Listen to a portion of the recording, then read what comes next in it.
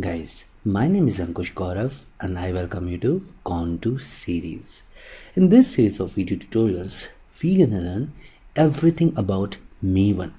I would start with the very basic concepts of Maven and will gradually take you through all its advanced level concepts with hands-on sessions step by step. So let's start. Maven is a build automation tool used by developers all over the world to automate some important tasks in a Java-based project, like compilation of Java source code, packaging of code into jars or vars, running test cases, generating project documentation, generating project reports, along with many other important features which I would cover later.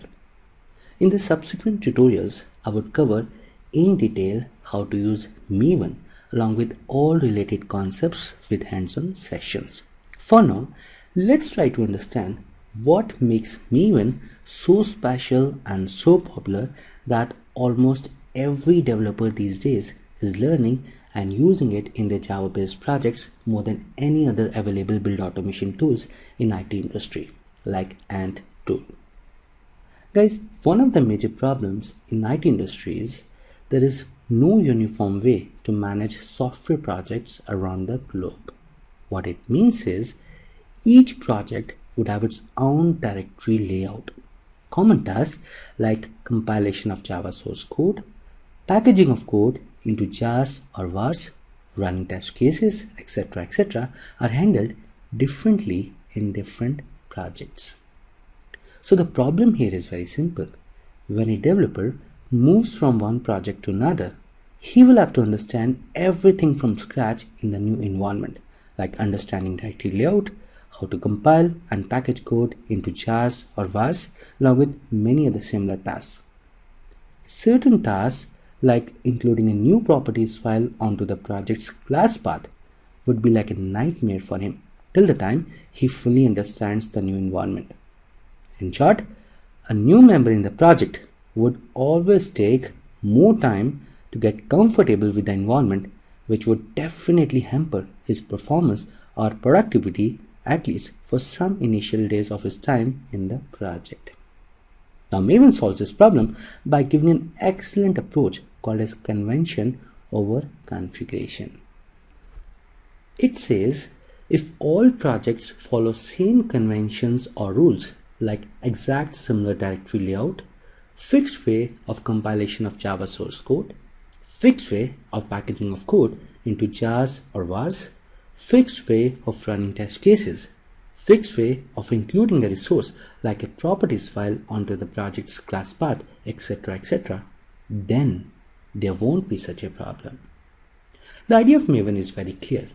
It says all developers working in a Maven-based project should follow certain important conventions, as you are seeing on the screen, which I'm going to explain in detail in the subsequent tutorials. So it's very clear.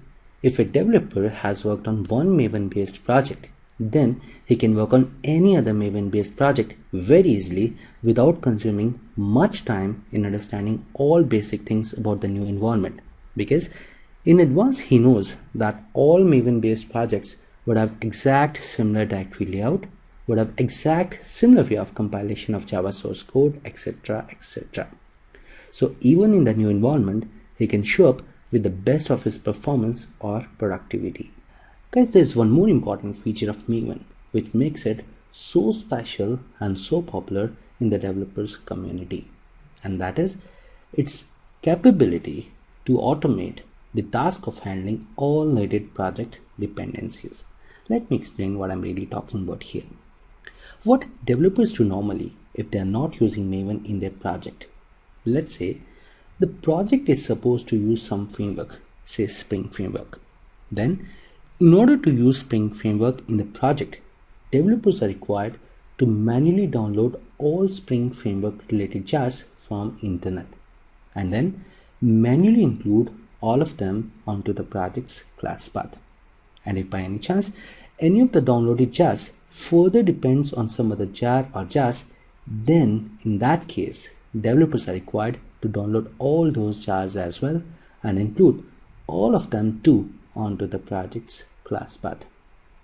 Guys, believe me, it's a lot of work for developers, and sometimes it's a very frustrating and a tedious job to search for all required jars on internet.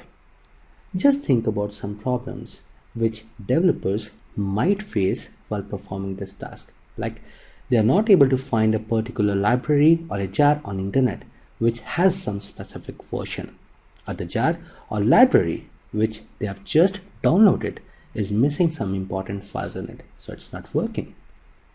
It's only after developers download all correct direct and indirect dependencies of the project can be developed further.